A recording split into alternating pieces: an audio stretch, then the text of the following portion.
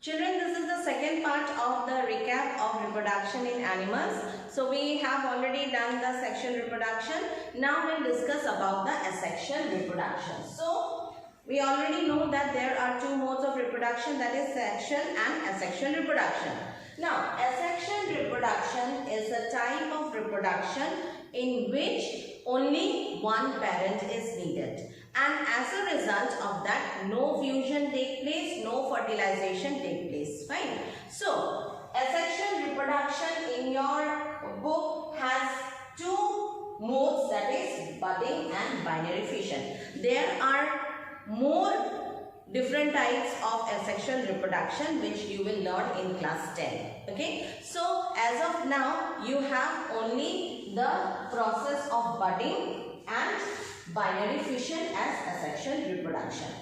Now, what is budding? Budding is a process in which buds like structure comes out from the body of an organism. Yes, so let us take an example of Hydra. Hydra is an organism in which budding takes place. Along with Hydra, yeast is also an organism in which budding takes place. Yes, so in both the cases the same process will take place. Yes, so from the parent body a small bulge will be coming out, and then this bulge, since it looks like a bud, it is called a bud. Okay, so the bud begins to develop. After the bud comes out, the bud begins to develop slowly.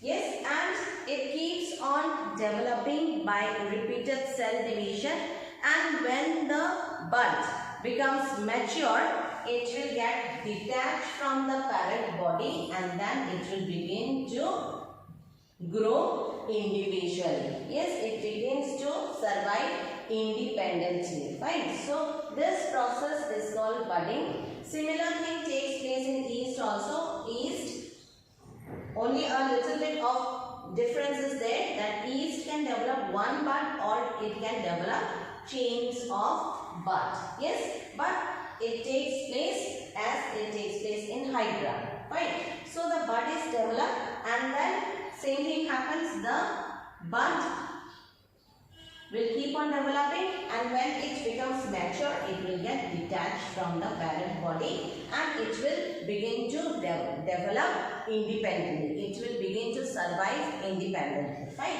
So this is called budding. Fine. And it takes place in what type of animals?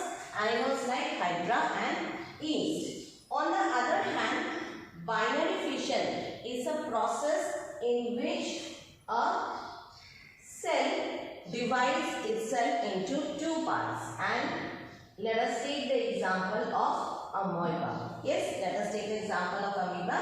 So amoeba is a single celled organism. It has nucleus, and what happens when the division has to take place, then the cell will divide into two. But first the division of the nucleus takes place. So this is the nucleus. So first the division of the nucleus takes place, and then slowly by the time the nucleus is about to divide,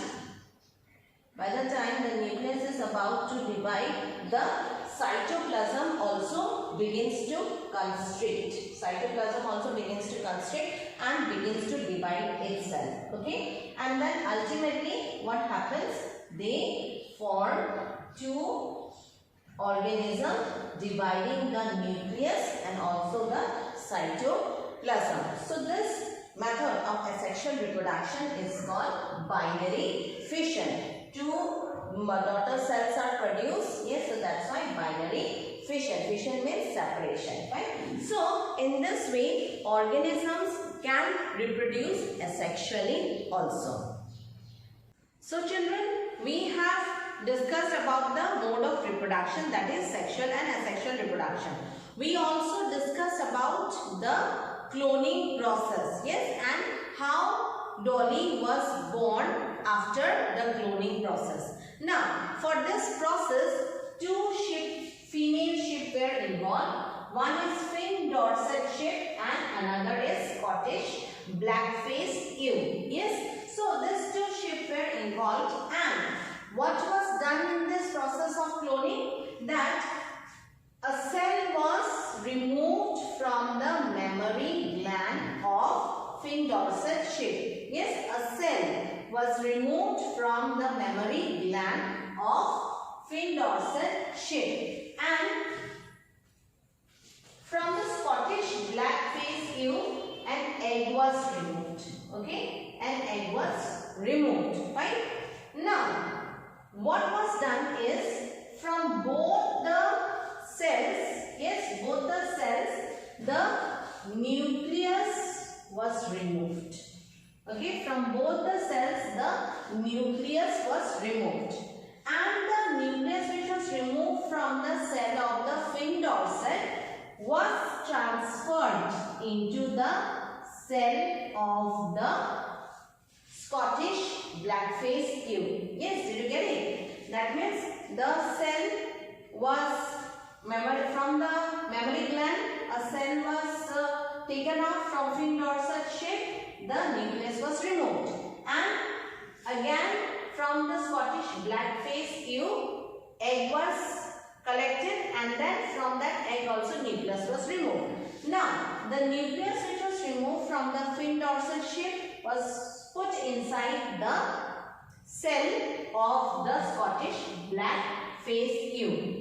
Then after that, this egg was fertilized, and then it was put inside the body of the Scottish black-faced ewe. Got it? So this egg which is having the nucleus of the Finn-Dorset sheep was fertilized, and then it was put back into the body uterus of the Scottish black-faced ewe. Fine.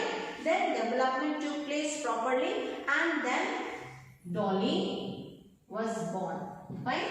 So when Dolly was born, it was seen that Dolly looked similar to Finn-Dorset sheep. Yes, it had all the characteristics similar to Finn-Dorset sheep, although Scottish black-faced ewe gave birth to Dolly.